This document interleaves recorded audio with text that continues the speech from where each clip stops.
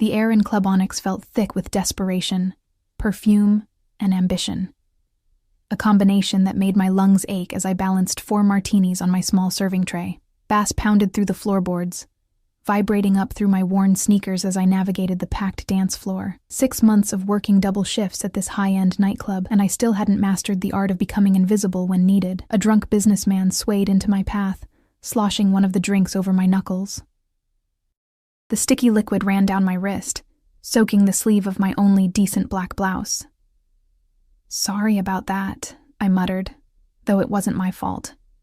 No one heard me anyway. The club's VIP section loomed ahead, a raised platform separated from the main floor by velvet ropes, and 2 men with earpieces who never smiled. The hostess, Vanessa, had warned me during training never to make eye contact with the VIP guests. "They don't want to know you exist unless they need something," she'd said with practiced indifference. Especially on Thursdays. Thursdays. The night when the real owner of Club Onyx sometimes made an appearance. I'd seen him only twice before. Glimpses, really. A dark silhouette surrounded by an entourage of men in expensive suits, women with glittering jewelry, all of them leaning toward him like flowers seeking sunlight. My co-worker Tina called him Alessio the Beautiful. Though never within earshot of management, she'd whisper stories during our breaks. How at 29, he controlled half the city's nightlife. How people who crossed him disappeared. How his family had old-world connections that made even the police keep their distance. I didn't want to know more. I just needed this job to pay my rent and my brother's mounting medical bills. One of the security men recognized me and unhooked the velvet rope without a word. I kept my eyes down as I carefully placed each glass on the glass-topped table. 4 martinis, I said softly, backing away before anyone could complain about the spilled drink. Wait. The single word froze me in place. My heart began hammering against my ribs as I lifted my gaze, just slightly. The table was occupied by 3 women and a man I'd never seen before. They were all beautiful in that polished, expensive way, but the man, he pulled all the light in the room toward him. Dark hair swept back from a face that belonged on Renaissance paintings, sharp cheekbones, and eyes so dark they seemed to absorb rather than reflect the club's flashing lights. His suit was impeccable, unbuttoned just enough to reveal a glimpse of tanned skin and what looked like the edge of a tattoo. He wasn't looking at me. His attention was fixed on his phone, but his free hand was raised in my direction, one finger extended in an unmistakable command to stay. "Sir?" My voice emerged as barely more than a whisper. "The drink is wrong," one of the women said, gesturing to her glass with a dramatic wave of crimson nails. "I ordered a dirty martini. This isn't dirty." I swallowed. "I'm sorry. I'll get a replacement right away." The man still hadn't looked up. "What's your name?" he asked, his voice smooth and accented. Italian, I thought, though softened by American education. "Emma," I answered, then immediately regretted giving my real name. His dark eyes finally lifted from his phone, meeting mine with an intensity that made my stomach drop. His gaze traveled slowly down my face, lingered on my lips, then continued down to my drink-stained sleeve. Something flickered in his expression. Annoyance, perhaps, or curiosity. "Emma?" he repeated, as though tasting the word. "Bring the correct drink. And?" He paused, his eyes moving to the woman who had complained, then back to me. "Bring yourself a replacement shirt from wherever the staff keeps such things. That one is ruined." It wasn't a suggestion.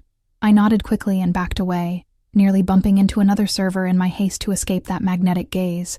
In the staff room, my hands trembled as I changed into one of the spare uniform shirts. It was too tight across my chest, but I had no choice. Tina found me there, fixing my hair in the small spotted mirror. "You okay?" "You look like you've seen a ghost," she said, reapplying her lipstick. "I'm fine. Just had an encounter with a VIP," I replied, trying to sound casual. Tina's eyes widened. "Which one? Wait, is he here tonight?" I nodded, and she grabbed my arm. "Emma, listen to me. If it's who I think it is, be careful. Alessio Vitale isn't just any VIP. Dangerous, I know. Connected, blah blah. I said, attempting a laugh that sounded hollow even to my ears. Don't worry. I'm just replacing a drink, and then I'm back to my regular section. Tina didn't look convinced, but our manager appeared in the doorway, scowling. Martinez, break's over. Russo, there's a dirty martini order for the VIP section. Move it. The night continued in a blur of orders, drunk patrons and aching feet. I delivered the replacement martini without incident, relieved to find the dark-eyed man deep in conversation with someone new. A hard-faced older gentleman who seemed to command even more deference from the security staff. I slipped away unnoticed, returning to the relative safety of my assigned section. It was nearly 2 a.m. when things began to go wrong. The club was still packed, the dance floor a writhing mass of bodies. I was collecting empty glasses when I felt a hand clamp around my wrist. Dance with me, beautiful, a man slurred, his breath hot with whiskey against my ear. I'm working, sir, I said firmly, trying to pull away. Please let go. His grip tightened painfully. One dance. Don't be such a tease.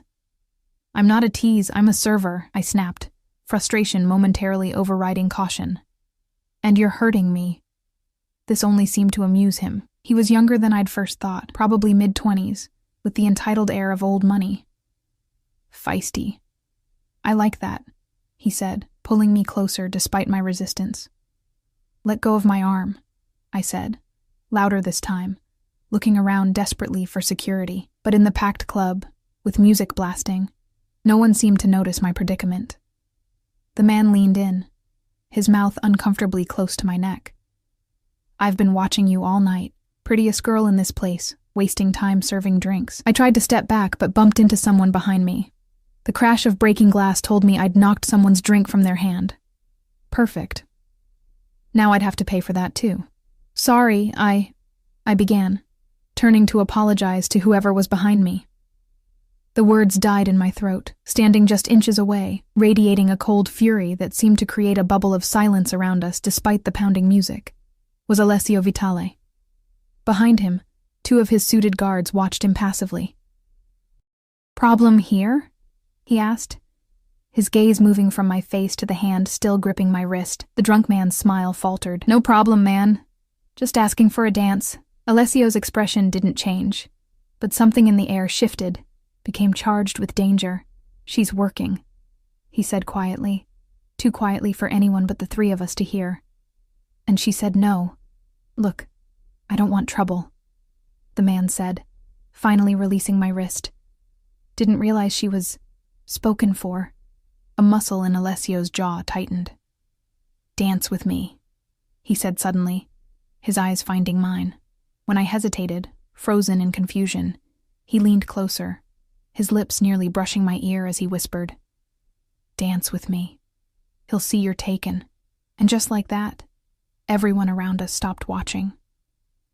It was as if an invisible barrier had formed, eyes sliding away from us as though it was dangerous even to look. The drunk man melted into the crowd, and Alessio's guards stepped back, creating a small pocket of space on the crowded floor. Before I could process what was happening, his hand was on my waist, warm and steady through the thin material of my shirt. His other hand took mine, and I found myself being guided into a slow dance that was entirely at odds with the fast electronic beat pulsing through the club. I should get back to work, I managed to say, though my body betrayed me by fitting itself against his with embarrassing ease. Your shift ended 10 minutes ago, he replied, his accent thickening slightly. Marco already cleared it with your manager. Marco must be one of his men. The casual display of power, rearranging my schedule without my knowledge, should have alarmed me. Instead, I felt a treacherous flutter of excitement in my stomach. Why are you doing this? I asked, my voice barely audible over the music. His dark eyes studied my face. Up close, I could see flecks of amber in their depths. Perhaps I don't like seeing my employees harassed, he said. I could have handled it. A ghost of a smile touched his lips. I'm sure you could have, Emma, but now you don't have to. The way he said my name sent a shiver down my spine. We moved together for several more beats, his hand warm and firm at the small of my back. I was acutely aware of how we must look. The club owner dancing with a nobody server in a borrowed shirt. People are going to talk, I said, suddenly anxious. Let them, he replied with casual indifference. It will keep you safer. Safer. The word hung between us, loaded with implications I wasn't ready to examine. The song changed, the beat becoming faster, but Alessio maintained our slower rhythm for a moment longer. Then, with a fluid movement that spoke of years of training, he spun me once before bringing me back against his chest. His face was inches from mine now, his eyes searching, contemplating something that made the air between us feel electric. Thank you for the dance, Emma Russo, he said softly, finally releasing me. I'll have Marco drive you home. How do you know my last name? I asked, a chill replacing the warmth of his touch. That ghost of a smile again. I know all my employees. He reached into his pocket and withdrew a business card, pressing it into my palm. If anyone bothers you again, inside this club or outside it, you call this number, day or night.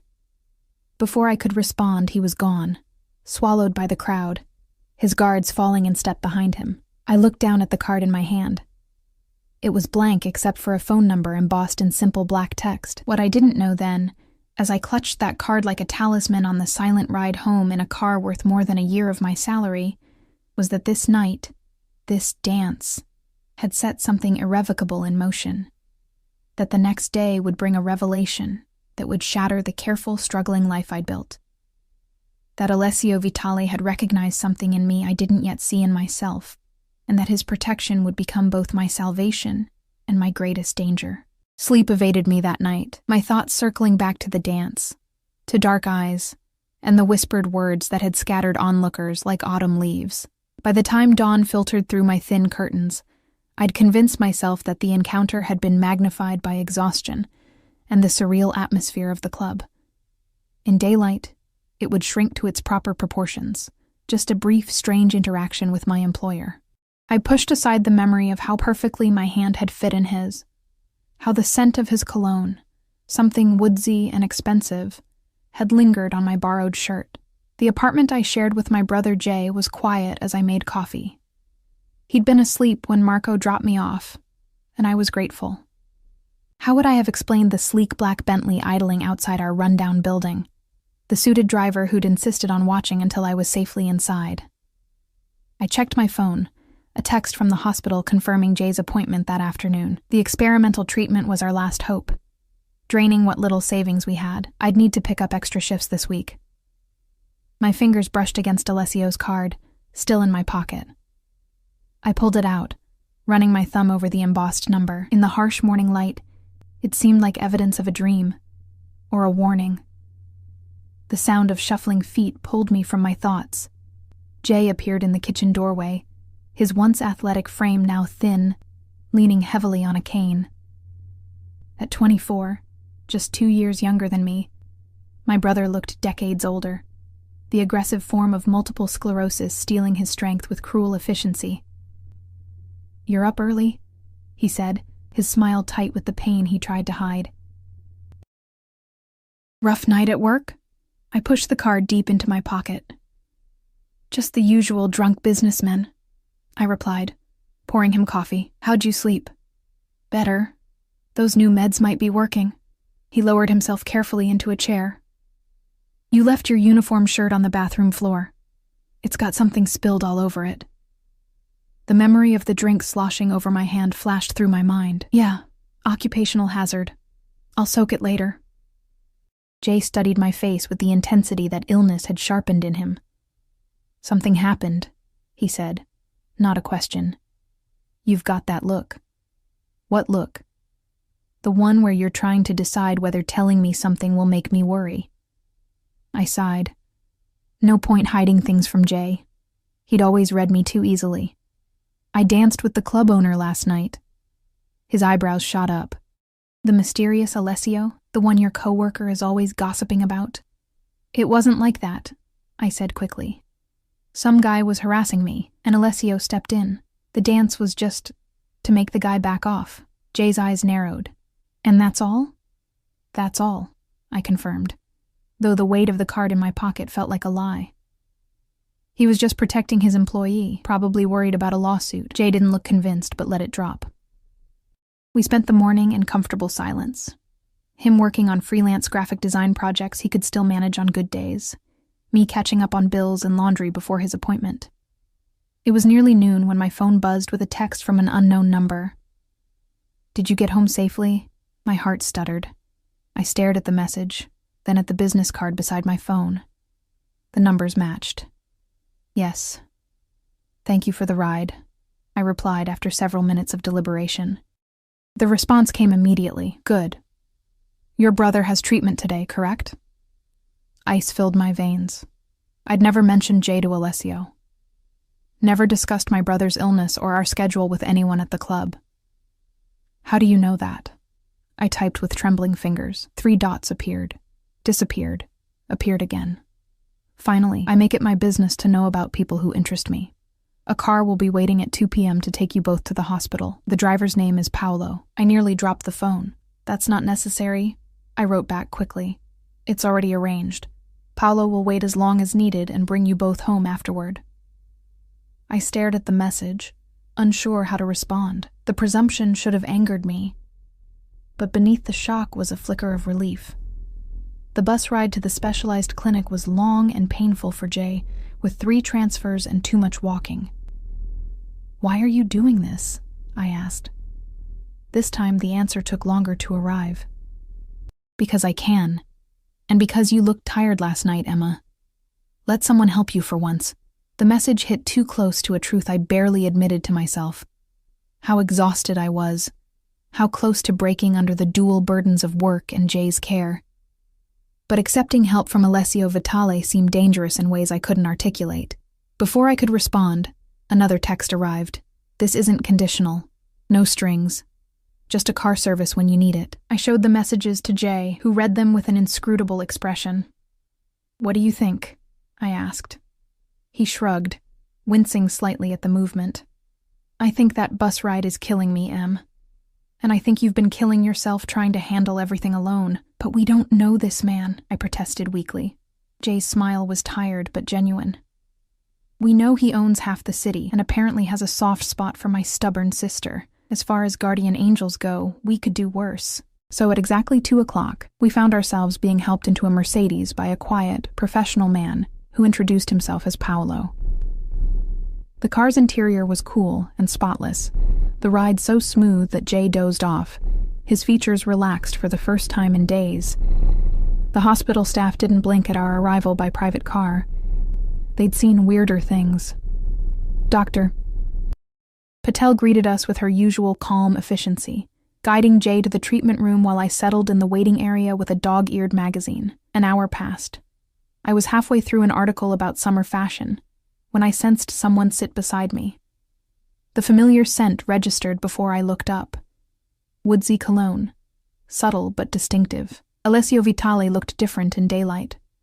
More human somehow, though no less intimidating. His suit was lighter today, impeccably tailored gray that made his olive skin glow. His dark hair was styled away from his face, revealing a small scar near his left temple that I hadn't noticed in the club's dim lighting. "Ms. Russo," he said, his voice that same smooth blend of Italian and American that had haunted my dreams.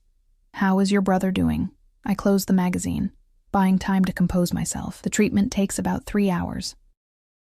We won't know if it's working for a few more weeks." I paused, then asked the question burning in me. "Why are you here?" He studied me with those dark eyes. "I wanted to make sure the car service was satisfactory. You could have texted." A smile touched his lips, genuine this time. "Yes, I could have." We sat in silence for a moment.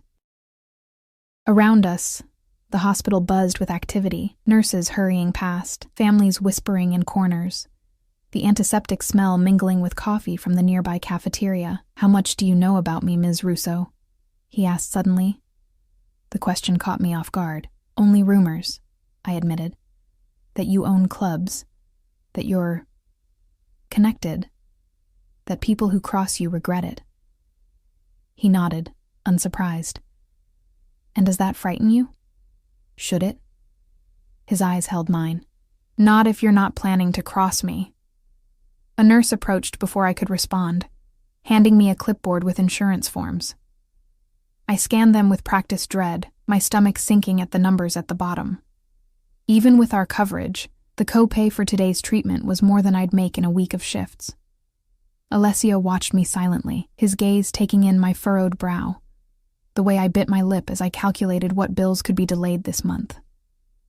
"This treatment," he said quietly after the nurse left. "It's experimental." I nodded reluctantly, but promising. They've seen improvement in patients with Jay's type of progression, and expensive. It wasn't a question, but I answered anyway. Very.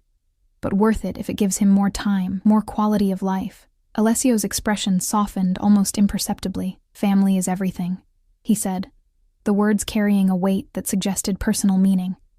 "You would do anything for him. He's all I have," I replied simply. Something flickered in his eyes, recognition perhaps, or respect. He reached into his jacket and withdrew a slim leather wallet. Before I realized his intention, he had extracted several crisp bills and was placing them on top of my clipboard. "I can't accept that," I said immediately, heat rising to my face. "It's not charity," he replied, his tone leaving no room for argument. "Consider it an advance. You'll work extra shifts at the club to cover it if your pride demands. And if I refuse?" His smile returned, sharper this time. "You won't. You're practical, Emma. And this isn't about you. It's about your brother." He was right, which only fueled my irritation. The money would cover today's treatment and next week's, giving me breathing room I desperately needed. Still, accepting felt like crossing a boundary, acknowledging a connection to this man that extended beyond employer and employee. "I'll pay you back," I said finally, sliding the money into my purse before I could change my mind. "Every cent." "I know you will." He stood, buttoning his jacket with an elegant movement. "Paolo will wait for you, no matter how long the treatment takes. Use the car whenever your brother has appointments." "I don't understand why you're doing this," I said, rising to face him. For a moment, something raw and unguarded crossed his features. "Perhaps I recognize something of myself in you, Emma Russo. The lengths one will go to protect family." He checked his watch. Platinum, I noticed, with a subtle diamond at the 12. "I have meetings this afternoon, but I'd like to continue our conversation. Have dinner with me tomorrow night." It wasn't phrased as a question, and that alone should have made me refuse.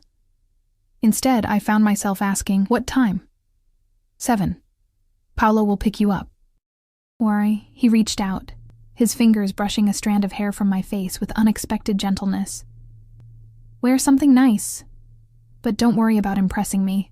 You already have."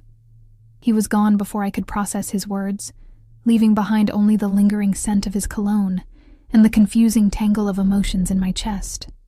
Fear, gratitude, and something more dangerous. Curiosity about the man behind the reputation, the one who'd recognized my exhaustion when I'd thought I was hiding it so well. When Jay emerged from treatment, pale but smiling, I told him only that the car would be available for all his future appointments. The money, and the dinner invitation, I kept to myself. My brother had enough to worry about, without adding my strange new connection to a man whose very name made people in our neighborhood cross themselves. That night, as I sorted through my meager wardrobe for something that could be considered nice by Alessio Vitale's standards, I received one final text. "Rest well, Emma. Tomorrow will be illuminating for both of us." I stared at the message for a long time, wondering what revelations awaited me, wondering if I was stepping willingly into a beautiful trap, or if, as Jay had suggested, I'd somehow found a guardian angel in the most unlikely of forms. Either way, I knew with bone-deep certainty that after tomorrow night, nothing would be the same. The next day passed in a blur of anticipation and doubt. I called in sick to my morning shift at the coffee shop where I worked before my club hours, spending the extra time scrubbing our apartment and helping Jay with his physical therapy exercises. He watched my nervous cleaning with knowing eyes, but asked no questions. When I finally confessed about the dinner invitation, his only response was a thoughtful nod. "Just be careful, Em," he said, his voice gentle. "Men like that are used to getting what they want." "It's just dinner," I insisted, though we both knew better. At 6, I stood before our bathroom's spotted mirror, barely recognizing myself. The black dress was a relic from another life, purchased years ago for a gallery opening when I still believed my art degree might lead somewhere. It was simple but elegant, with a neckline that hinted rather than revealed, and a hem that fell just above my knees. I'd swept my dark hair into a low chignon, applied makeup with a careful hand, and borrowed Jay's mother's earrings. Small pearls that had somehow survived our many moves and financial crises. "You look beautiful," Jay said from the doorway, leaning on his cane. "Like Mom." The comparison brought unexpected tears to my eyes. Our mother had been dead for 5 years now, a sudden aneurysm taking her before she could see what had become of her children. One fighting a degenerative disease, the other abandoning her dreams to pay medical bills. "She'd be proud of you," I said, blinking back the moisture. "Of how brave you are." Jay's smile was sad. "She'd be proud of both of us. But she'd also tell you to live a little, Em. You've put your life on hold for 2 years now." Before I could respond, my phone buzzed with a text from Paolo. He was waiting downstairs. The car ride was silent, except for the soft classical music playing through hidden speakers. Paolo's eyes met mine occasionally in the rearview mirror, his expression unreadable. We drove toward the city center, then veered east toward the river, finally stopping before a restored Victorian mansion set back from the street behind wrought iron gates. "Mr. Vitale's residence," Paolo explained, coming around to open my door. "He prefers to dine at home." Home, not a restaurant with witnesses, but his private space.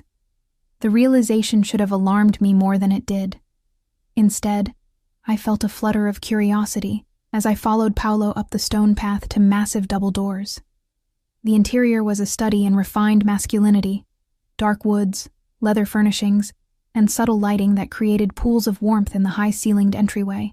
Art hung on the walls, not the generic pieces I'd expected, but original works that drew the eye and challenged the mind. I recognized a Caravaggio reproduction in the hallway, the chiaroscuro effect creating dramatic shadows that seemed appropriate for this house and its owner. "Mr. Vitale is in the study," Paolo said, gesturing down a corridor. "First door on the right. He asked that you join him there." Left alone, I took a deep breath and made my way toward the indicated door. It stood slightly ajar, warm light spilling into the hallway. I knocked gently. "Come in, Emma." Alessio stood by a window overlooking a garden illuminated by discreet landscape lighting. He wore dark trousers and a crisp white shirt, open at the collar, and with sleeves rolled to reveal strong forearms marked with an intricate tattoo. Something in flowing script that disappeared beneath the fabric. In one hand, he held a crystal tumbler containing amber liquid. He turned as I entered, his eyes traveling over me in a slow appreciation that made my skin warm. "You look lovely," he said, setting his glass down on a side table. "That color suits you." "Thank you," I replied, fighting the urge to fidget under his gaze. "Your home is beautiful. Please sit." He gestured to a pair of leather armchairs positioned near a fireplace where flames danced over real logs. "Would you like a drink? Wine, perhaps?" I nodded, grateful for something to do with my hands. "White, if you have it." He moved to a small bar cabinet and poured wine from a chilled bottle into a delicate glass. When he handed it to me, our fingers brushed briefly, sending an unexpected current up my arm. "You seem nervous," he observed, reclaiming his own drink before sitting opposite me. "I'm having dinner with a man I barely know, in his private home, after he's taken an unusual interest in my family's medical situation," I replied with more candor than I'd intended. "Nervousness seems appropriate." A smile played at his lips, direct. "I appreciate that quality. Why am I here, Mr. Vitale?" I asked, taking a sip of wine, crisp and expensive, like everything else in this room. "Alessio, please." He leaned back, studying me. "And you're here because I wanted to speak with you away from the club, away from curious eyes and ears." "About what?" He was silent for a moment, his dark gaze contemplative. "Do you believe in fate, Emma? In invisible threads that connect certain lives, pulling them toward each other despite circumstances or logic?" The question was unexpected, almost philosophical. "I believe in coincidences and choices," I answered carefully. "And consequences. Your brother's illness. That was neither choice nor consequence. Just cruel chance." I stiffened. "I don't want to discuss Jay's condition." "Of course. He inclined his head in apology. I only mention it because it relates to why you're here. He stood, moving to a desk where he withdrew a folder. Before we continue, however, dinner awaits. Shall we? He led me through the house to a dining room where a table had been set for two with fine china and silver. A middle-aged woman with a severe bun but kind eyes served us. A meal of delicate pasta, roasted vegetables, and tender fish that would have cost me 3 days' wages at a restaurant.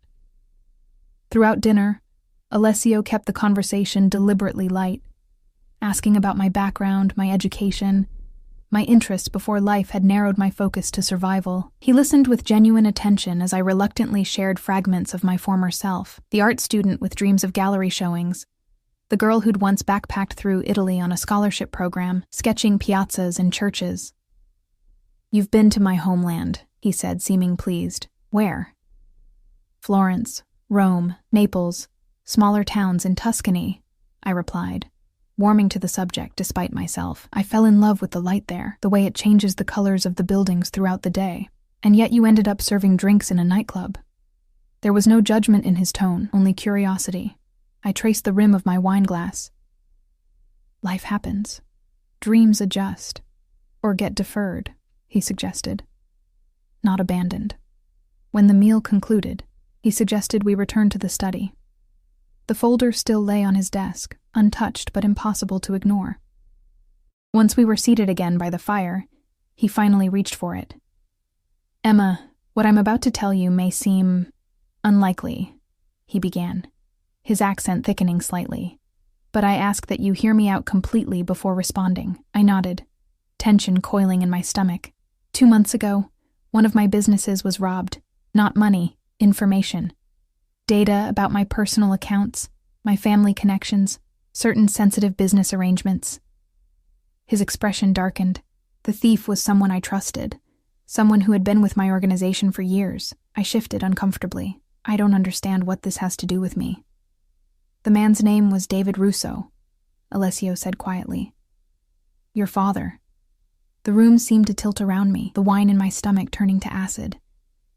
That's impossible, I whispered. My father died in a car accident when I was 12. Alessio opened the folder and withdrew a photograph, placing it on the table between us. The image showed a man in his 50s, with the same dark hair and eyes I saw in the mirror every day. Despite the years, I recognized him instantly. This was taken 4 weeks ago, Alessio said gently. Your father didn't die, Emma.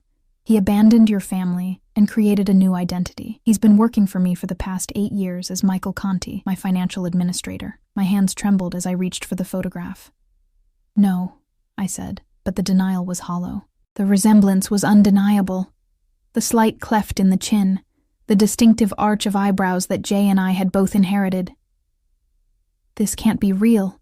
I discovered his true identity during our investigation into the theft, Alessio continued. When we tracked his movements, we found he'd been making anonymous donations to a hospital account. Your brother's account. The room spun faster. My father, alive all these years, sending money for Jay's treatment, but never showing his face, never acknowledging us. Why are you telling me this? I asked, my voice breaking. Alessio leaned forward, his eyes intent on mine. Because Michael, disappeared 3 days ago with the information he stole. And I believe he's in danger. The data he took, there are others who would kill to obtain it. People even I can't fully control. You expect me to help you find him? The question emerged as a harsh laugh. The father who let us believe he was dead? Who watched from a distance while his son suffered, while I dropped out of school to work 3 jobs? I expect nothing, Alessio replied evenly, but I'm offering you a chance to confront him, to get answers to questions you must have carried for years, and perhaps to save his life. Why would you involve me in this? Why not handle it yourself, with your resources? I gestured vaguely, encompassing his obvious wealth and power. Because despite everything, he protected you and your brother in his way. Those donations kept your family afloat when your mother died, paid for experimental treatments insurance wouldn't cover. Whatever his reasons for disappearing, he never stopped watching over you. The revelation hit me like a physical blow. All those mysterious insurance approvals, the charitable foundation contributions that had arrived at critical moments. They hadn't been random acts of kindness from strangers. They'd been from the father who'd chosen to vanish from our lives. I don't owe him anything, I said, anger finally breaking through the shock. No, Alessio agreed. You don't. But I'm not asking for his sake, Emma. Then whose? Yours. His gaze held mine, surprisingly gentle. Closure has value. So does truth, no matter how painful. I stood abruptly, needing space, air. The weight of revelations pressing against my chest made it difficult to breathe. I need to think. It's too much.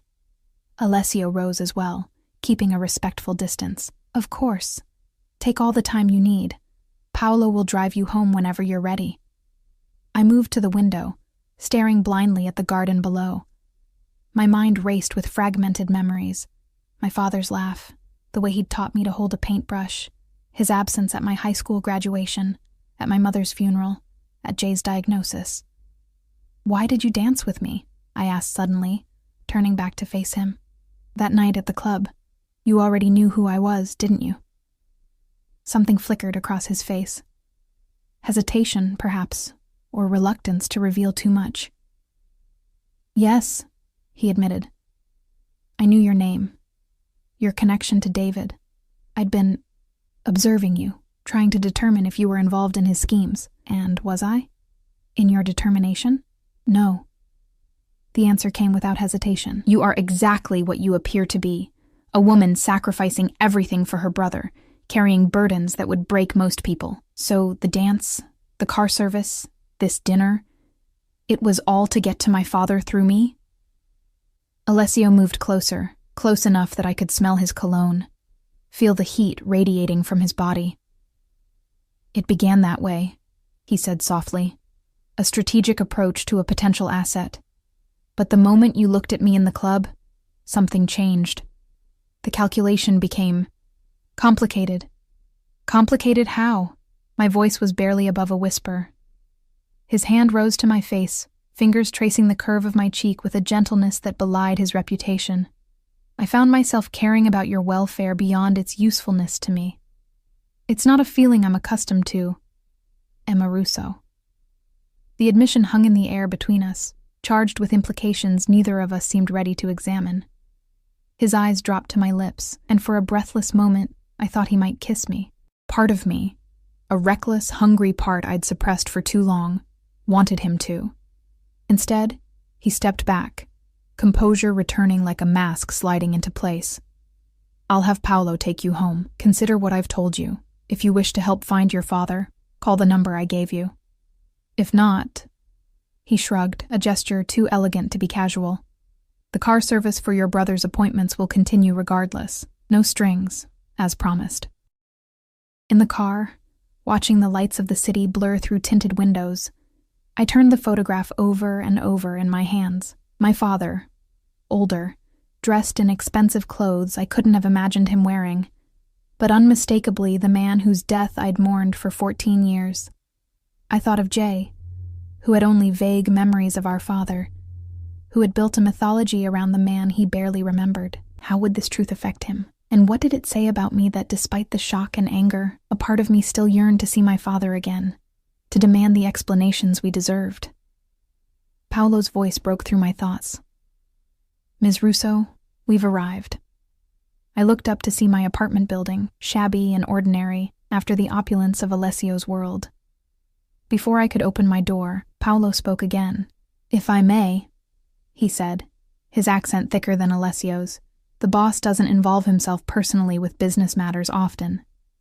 When he does, it means something. Our eyes met briefly in the rearview mirror.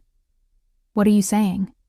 That whatever he's told you tonight, there's more to his interest than he's admitted. Even to himself, perhaps. Paolo's expression remained professional, but his eyes held a warning. Or was it encouragement? Be careful with your heart, Ms. Russo.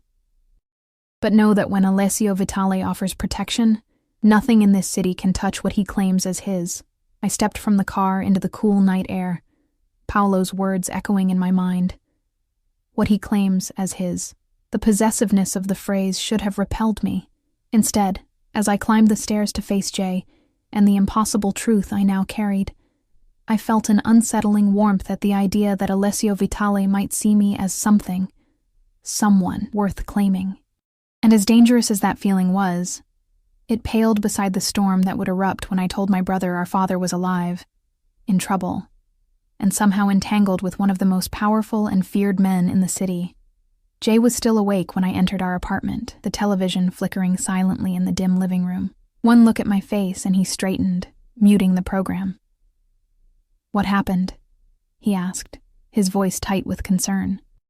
I sank onto the couch beside him, the photograph clutched in my hand. For a moment, words failed me. How do you tell someone that the foundation of their understanding of their own life is built on a lie? "Emma, you're scaring me," Jay said, reaching for my hand. I passed him the photograph wordlessly.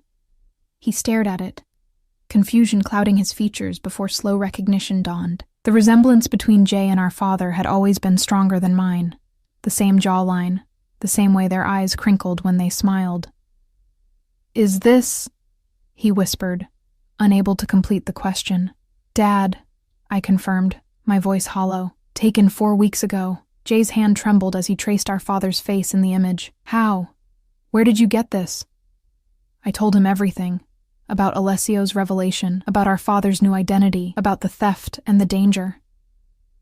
About the money that had mysteriously appeared for his treatments over the years. Jay listened in stunned silence, tears gathering in his eyes but not falling.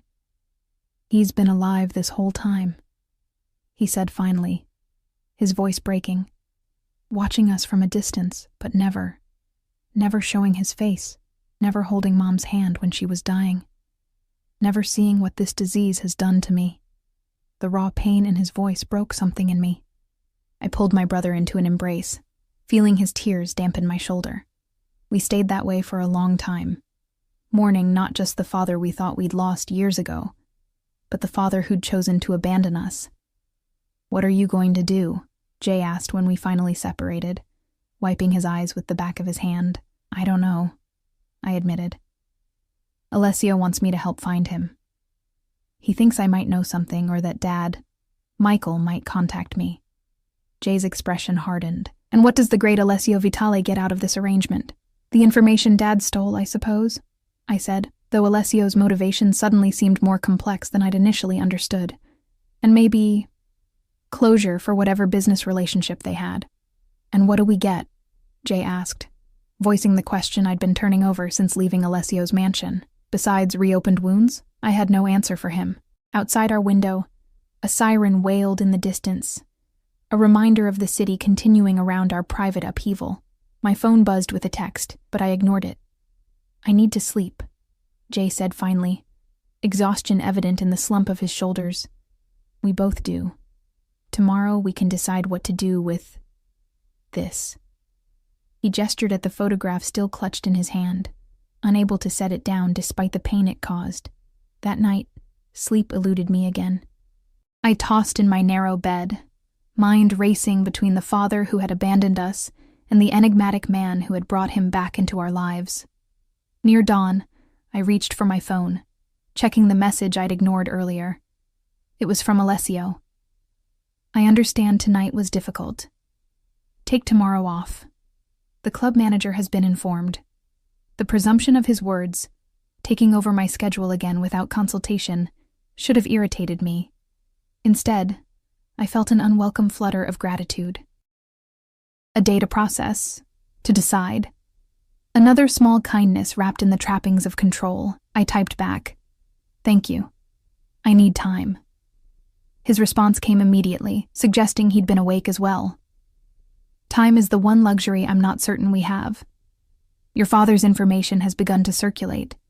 When certain parties realize what he's taken, the danger increases exponentially." I stared at the words, a chill running through me. "Are you saying they'll kill him?" "I'm saying there are powerful interests involved. Interests even I must negotiate with carefully." The admission of limitation from a man like Alessio carried its own warning. I sat up, suddenly alert. "Why tell me this now?" There was a longer pause before his reply. "Because I've had reports of someone watching your building tonight. Someone who isn't one of mine. My blood froze.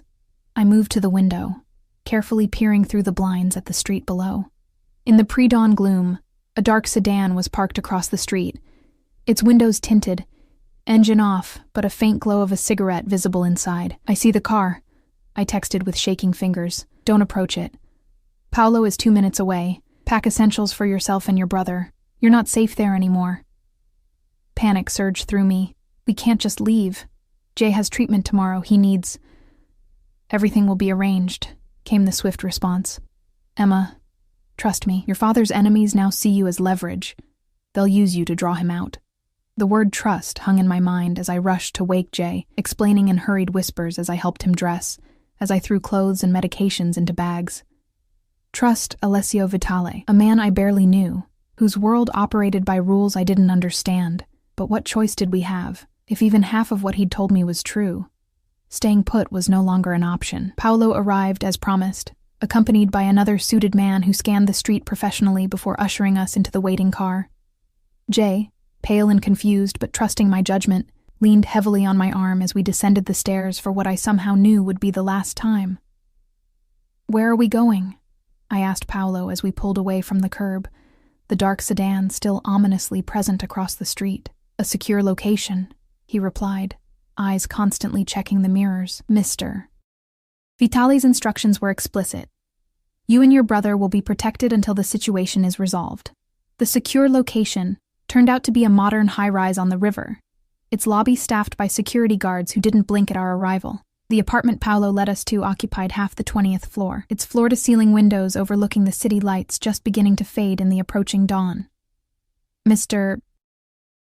Vitale will join you shortly," Paolo said, setting our bags down in a spacious living area decorated in neutral tones. "The kitchen is stocked. There are 2 bedrooms down that hallway, each with its own bathroom. Please make yourselves comfortable." After he left, Jay sank onto a leather sofa, his face drawn with fatigue and confusion. What the hell is happening? Who is this guy to you?" "I honestly don't know," I said, the events of the past few days spinning around me like a surreal dream. "My boss, maybe my father's enemy, maybe our protector. Or maybe he's using you to get to Dad," Jay suggested, always the more practical of us despite his illness. "Have you considered that?" I had, of course.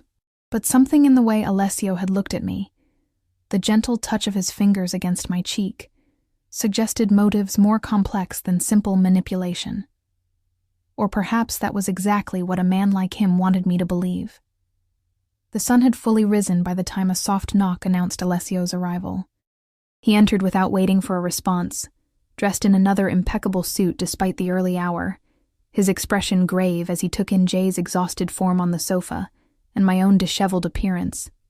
"I apologize for the disruption," he said, his accent more pronounced than I'd yet heard it. "But it was necessary.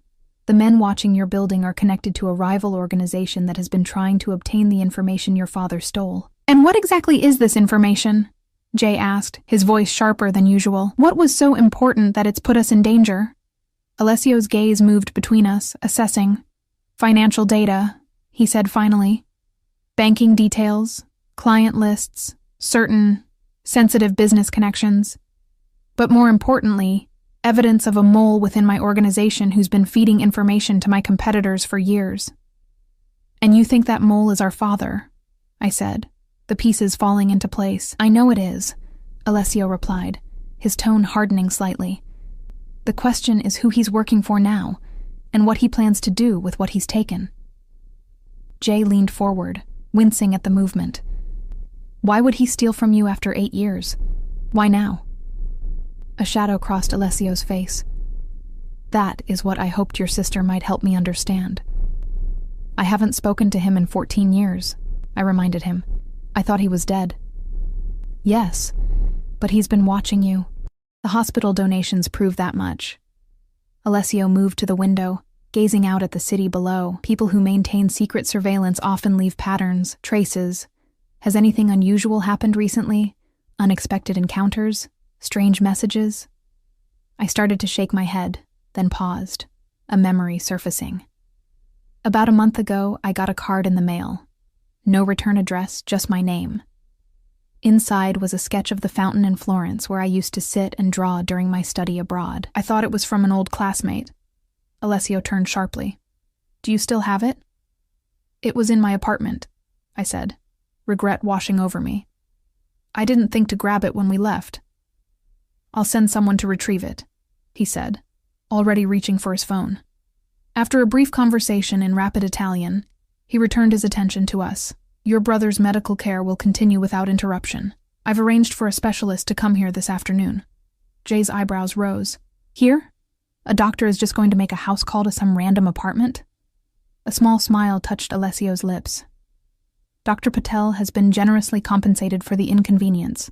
She'll bring the necessary equipment for your treatment. The casual display of power and influence, bringing medical professionals to private residences with a single phone call, was another glimpse into Alessio's world, a world where money and connections removed ordinary obstacles. And how long do you expect us to stay here? I asked, gesturing around the apartment. We have jobs, lives. Your jobs will hold, Alessio replied with that same calm certainty. As for how long, that depends on how quickly we can locate your father. And what happens when you find him? Jay asked. The question I'd been afraid to voice. Alessio's expression became unreadable. That depends on his willingness to cooperate. The implication hung in the air, cold and threatening. For the first time since meeting him, I glimpsed the man behind the polished exterior, the one who inspired fear with just his name. If you hurt him, I began. I have no desire to hurt David Russo, Alessio interrupted, his voice surprisingly gentle. Despite his betrayal, he served me well for many years. But the information he's taken puts many people at risk, including the two of you. Recovering it is my priority. Jay struggled to his feet, swaying slightly. I need to rest, he said, exhaustion evident in every line of his body. Emma can fill me in later. I helped him to one of the bedrooms, settling him on a bed more luxurious than any he'd slept on in years. When I returned to the living room, Alessio stood exactly where I'd left him, watching the city with a contemplative expression. You're using us as bait, I said quietly, closing the bedroom door behind me. Hoping he'll reach out, try to contact us now that we're in your custody. Alessio turned, something like admiration flashing in his dark eyes. Yes, he admitted. But I'm also protecting you from those who would use you in exactly the same way, with far less care for your well-being. The lesser of two evils, then, if you prefer to see it that way. He moved closer, close enough that I could see the faint shadow of stubble on his jaw, smell the now familiar scent of his cologne. But I meant what I said about caring for your welfare, Emma, beyond its usefulness to me. I held his gaze, searching for deception. Prove it. Tell me the whole truth about my father. What really happened 14 years ago? Why did he fake his death and abandon his family? Alessio's expression tightened. That is not my story to tell. Convenient, I said bitterly. No, respectful, he countered. Some truths can only be shared by those who live them. Your father owes you that explanation himself. Before I could argue further, his phone rang. He answered with a curt greeting, listening intently before his expression darkened. After a brief exchange in Italian, he ended the call. What is it? I asked, dread pooling in my stomach. Alessio's eyes found mine. Something like concern. Or was it possession, flaring in their depths? Your father has made contact. He wants to meet. With you? With you. Alessio's jaw tightened. Alone. Absolutely not, Alessio said, his voice cutting through the stunned silence that had followed his announcement. It's too dangerous. I stood my ground, arms crossed over my chest. You don't get to decide that. He's my father. He's a thief who stole sensitive information and put a target on his own children's backs, Alessio countered, anger making his accent thicker. And now he wants you to meet him alone? It's a trap, Emma. For whom? I challenged. For me? Or for you? Alessio's jaw worked as he struggled to maintain his composure. 2 hours had passed since the call, and we'd been circling this argument with increasing intensity. In the bedroom, Jay was still sleeping, unaware of the new development. Think about it, Alessio said, modulating his tone with visible effort. Why contact you now, after 14 years of silence? After watching from a distance while you and your brother struggled? He could have revealed himself at any time. His logic was sound, which only fueled my frustration. Maybe he's trying to protect us, I suggested. Maybe he thinks explaining will help us understand why he did what he did. Or maybe someone is holding a gun to his head while he makes this call, Alessio replied bluntly. Maybe they're using him to get to you. And through you, to me. I sank onto the sofa, suddenly exhausted. Outside, the afternoon sun glinted off distant skyscrapers, the city continuing its ordinary rhythm while my world tilted on its axis. What would you have me do then? I asked, defeat creeping into my voice. Ignore my father's first direct contact in 14 years? Alessio sat beside me, close enough that I could feel the warmth radiating from his body, but not touching me. No, he said quietly. I would have you meet him, but with protection. My protection. He specifically said to come alone. And I'm specifically saying that's not an option. His tone brooked no argument, but his eyes had softened. Emma, please, trust me in this, if nothing else. I've lived in this world all my life. I understand its dangers in ways you cannot. There was that word again, trust. Such a simple concept, so impossibly complicated between us. If I agree to your protection, I said slowly, I need your promise that you won't hurt him, that you'll let me speak to him first, alone, even if you're nearby. Alessio considered this, his expression grave. I'll give you 5 minutes alone with him before I or my men intervene. And I promise no harm will come to him from me or mine unless he poses a direct threat. It was the best compromise I was likely to get. I nodded, suddenly aware of how close we were sitting, how the tension between us had shifted from antagonistic to something more complex, more dangerous. Why do you care what happens to me? I asked. The question that had been burning in me since that first dance. The truth, Alessio, not some line about business interests or strategic assets. For a moment, I thought he wouldn't answer.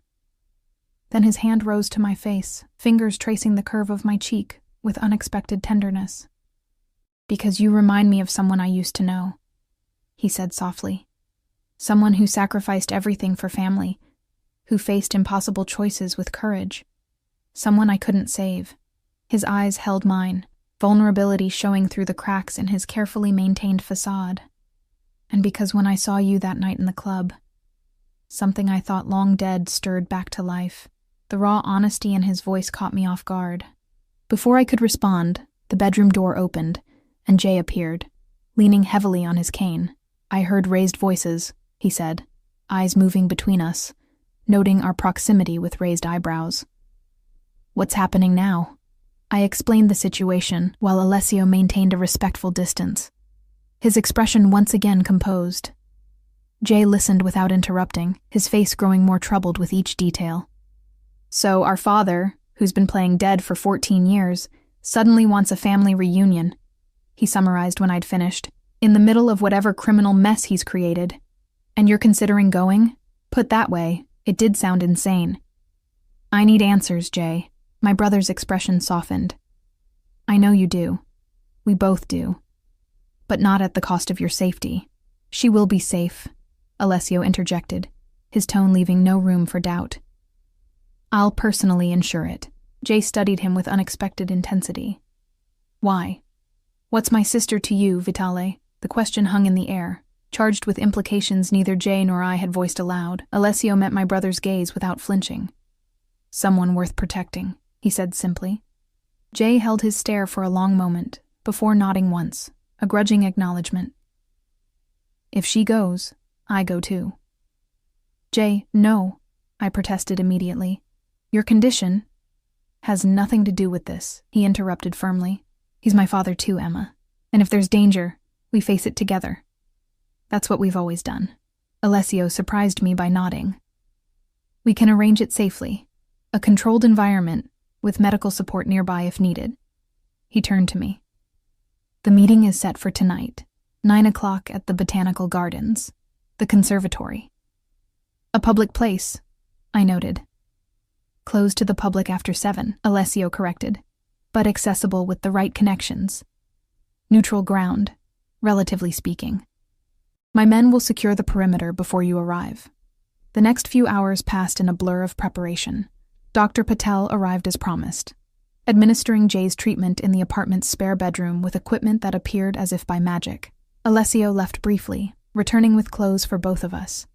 Items from our apartment, including the card I'd mentioned, now sealed in a plastic evidence bag. By 8:30, tension had drawn everyone tight as bowstrings. Jay sat beside me in the back of Alessio's car, his face pale but determined. Alessio himself sat across from us, speaking occasionally into his phone in rapid Italian, coordinating his men's movements with the precision of a military commander. The botanical gardens were eerily beautiful at night, the path to the conservatory lit by small ground lights that cast strange shadows through exotic plants. 2 of Alessio's men flanked us as we approached the glass structure, its interior illuminated to reveal a jungle of tropical foliage.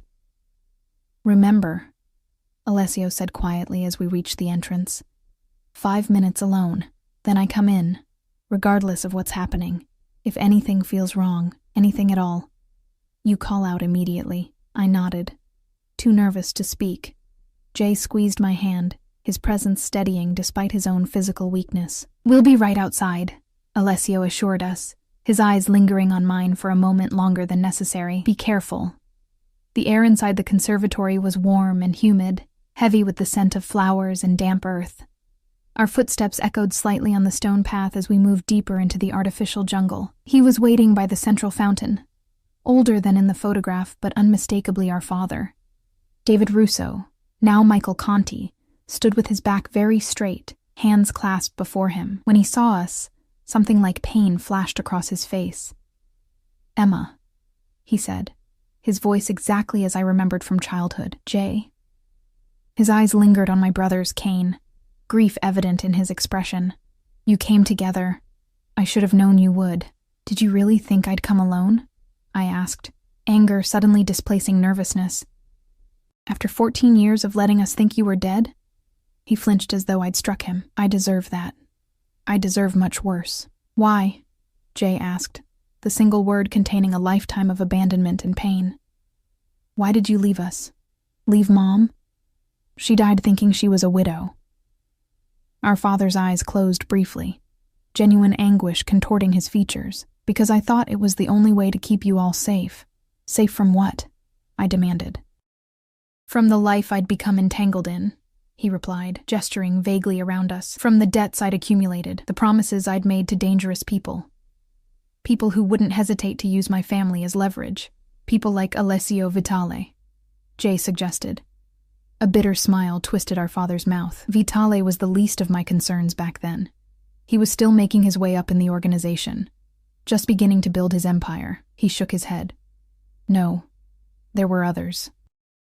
Men without his code, men who would have thought nothing of hurting a child to send a message. So you faked your death," I said flatly. "Left us to struggle alone, watched from a distance while Mom worked herself to death trying to support us. While Jay got sick. I never stopped watching over you," he insisted, desperation creeping into his voice. "The insurance payouts, the medical coverage, the mysterious donations, that was all me, working through channels that couldn't be traced back." "You could have come back," Jay said, his voice breaking slightly.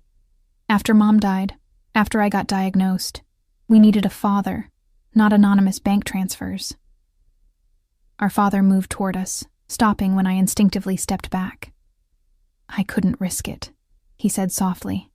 "By then, I was too deep in Vitale's organization. There was no clean way out. Until now," I said, understanding dawning. "Until you stole whatever information he's so desperate to recover." He nodded, a flash of something like pride crossing his features. "Leverage, insurance, a way out finally. At the cost of putting us in danger," I pointed out. "There are men watching our apartment. We had to flee in the middle of the night." Surprise registered on his face. "Vitale moved you? You're under his protection?" "No thanks to you," Jay said bitterly. Our father's expression darkened. "You don't understand. Vitale isn't who you think he is. He's—" "Time's up," came Alessio's voice from behind us. He emerged from the shadows like a predator, flanked by 2 of his men. His eyes were cold as he regarded our father. "Hello, Michael. Or should I say David?" Our father stiffened, but didn't appear surprised. "I knew you wouldn't let them come alone. Unlike you, I don't abandon those under my protection," Alessio replied, his tone deadly soft. "Where is the drive, David?" "Not here," our father said with a thin smile. "Somewhere safe. Insurance, as I was explaining to my children." "Insurance against what?" I asked, looking between the two men. "What exactly did you take?" Our father's eyes never left Alessio. "The truth. About the Calloway deal. About what really happened to Antonio Vitale 5 years ago. About where certain bodies are buried, literally and figuratively." Alessio's expression didn't change, but a muscle ticked in his jaw. "Your children don't need to be involved in this, David. This is between you and me." "They're already involved," our father countered. "You've seen to that by bringing them into your web, by taking an interest in my daughter." Heat flooded my cheeks at the implication. Jay shifted beside me, tension radiating from him despite his physical weakness. "What do you want?" Alessio asked, cutting to the heart of the matter. "What I've always wanted. Safety for my family, a clean slate." Our father's gaze shifted to Jay, softening with genuine concern. "And the best medical care money can buy for my son." "You had all of that working for me," Alessio pointed out. "You were well compensated, protected. Your family received the benefits of your position, even if they didn't know its source, until Antonio died," our father said, something hard entering his voice. "Until I saw what happens to those who know too much about the Vitale family business." A subtle change came over Alessio, a stillness that was somehow more threatening than any overt aggression. "Antonio was my brother," he said quietly. "His death was investigated by the police and ruled an accident." "We both know it wasn't," our father replied. I looked between them, sensing undercurrents I couldn't fully comprehend. "Who was Antonio?" I asked. "My older brother," Alessio said without looking away from our father. "He died in a car accident 5 years ago. The same accident that befell 3 other people who knew about Calloway that year," our father added. Quite the coincidence. Alessio's men tensed, hands moving subtly toward weapons concealed under their jackets. The air in the conservatory seemed to thicken, danger humming like electricity. "Stop," I said suddenly, stepping between the 2 men. "Both of you.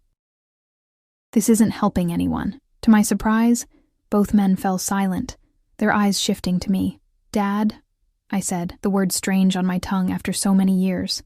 "Whatever you think you're doing, this isn't the way. You can't blackmail your way to safety, and you can't make up for 14 years of absence with one grand gesture." "Emma," he began, but I cut him off. "No. You don't get to explain away what you did to us." "To Mom," I took a deep breath, steadying myself. "But I also don't want to lose you again, now that I know you're alive. So whatever this is, whatever you've done, fix it. Find another way." I turned to Alessio, whose dark eyes watched me with an intensity that made my heart race. "And you. If you care for me at all, like you claimed, then find a resolution that doesn't end with my father dead or disappeared again. I've lost him once already. I won't survive losing him twice." Something shifted in Alessio's expression. Respect, perhaps, or admiration. He inclined his head slightly, a gesture that somehow conveyed more than words could have. "A compromise, then," he said, addressing our father but keeping his eyes on me. "Return what you've taken, David, all of it. In exchange, you have my word that no harm will come to you. You'll be free to have a relationship with your children, under certain conditions." "What conditions?" our father asked suspiciously. "You'll relocate, somewhere safe but distant. Your contact with Emma and Jay will be open but monitored, at least initially. And you'll sign documents ensuring your silence about certain matters." Alessio's voice was businesslike, but his eyes, still on mine, held something warmer. "In return, I will personally ensure that Jay receives the best medical treatment available anywhere in the world. No expense spared." Our father's laugh was hollow. "And I'm supposed to trust the word of Alessio Vitale? The man doesn't make deals with thieves. He eliminates problems." "He'll keep his word," I said, with a certainty that surprised even me, because breaking it would mean losing me. And for whatever reason, he doesn't want that to happen. Alessio's expression softened almost imperceptibly, confirmation that I'd read him correctly. "Is this really what you want, Emma?" our father asked, searching my face. "To trust your future to a man like him?"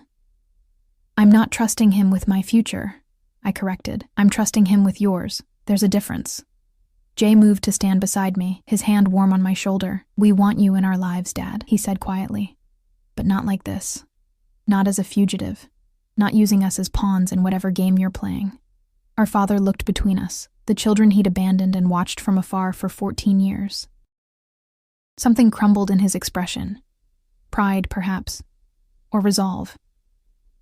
"The drive is in a safety deposit box," he said finally. "Keys in my hotel room. The code to decrypt the files is Jay's birthday." Alessio nodded to one of his men, who slipped away silently to retrieve it. "So, that's it?" our father asked bitterly. "I just surrender everything I've built over 14 years on your word?" "No," Alessio replied. "You surrender it for them." He gestured to Jay and me, "For the chance to know your children again. For the opportunity to be a father instead of a shadow." The truth of his words hung in the humid air between us. Our father's shoulders sagged slightly, defeat and perhaps relief washing over his features. "I only ever wanted to protect them," he said softly. "So did I," Alessio replied, surprising me with his candor, though my reasons evolved over time. Their eyes met in a moment of unexpected understanding, two men from different worlds, united briefly by a shared purpose. Then Alessio turned to me, his expression softening. "It's done," he said simply. "Your father will be relocated once we verify the information. You and Jay will have his new contact details. The arrangements for Jay's treatment will begin immediately." "And us?" I asked, the question encompassing more than I could articulate. Alessio's smile was small but genuine. "That," he said softly, "is entirely up to you." 6 months later, the garden of the villa overlooking Lake Como was in full bloom, the scent of roses mingling with the earthy aroma of the lake. I sat on the terrace, sketchbook open in my lap, capturing the play of light on water, the mountains rising purple in the distance. Behind me, the sound of laughter drifted through open French doors. Jay and our father, engaged in a heated chess match. Jay's new treatment, pioneered at a Swiss clinic Alessio had connections with, had halted his disease progression. He still used a cane, but his strength was returning, his future suddenly expansive again.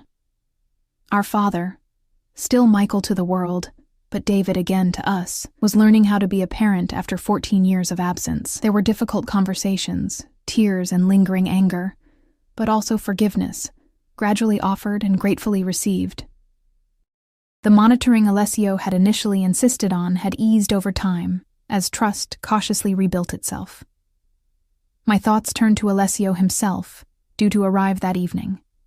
His business frequently brought him to Italy, and when it did, he made time to visit. Our relationship had evolved in ways neither of us had anticipated that night at Club Onyx, moving from suspicion to grudging respect to something deeper, more complex.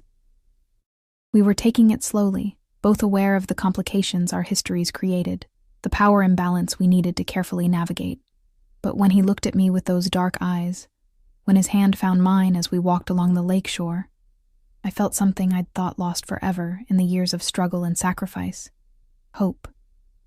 Hope that sometimes, even in the most unlikely circumstances, broken pieces could be reassembled into something new, something strong. The sound of tires on gravel announced his arrival. I set aside my sketchbook, feeling the familiar flutter in my chest, as his car appeared through the cypress trees lining the drive. He emerged like he belonged in this landscape, elegant, controlled, powerful. But when his eyes found me on the terrace, the smile that transformed his features was for me alone. "Emma," he called, climbing the steps to join me. I rose to meet him, remembering another time he'd called my name across a crowded club floor, another moment when everything had changed with a single word. "Dance with me. He'll see you're taken." As Alessio's arms encircled me, as his lips found mine in a kiss that tasted of promise and possibility, I realized the truth in those words. I had been taken, not as possession, but as choice. And in that taking, somehow, I had found myself again.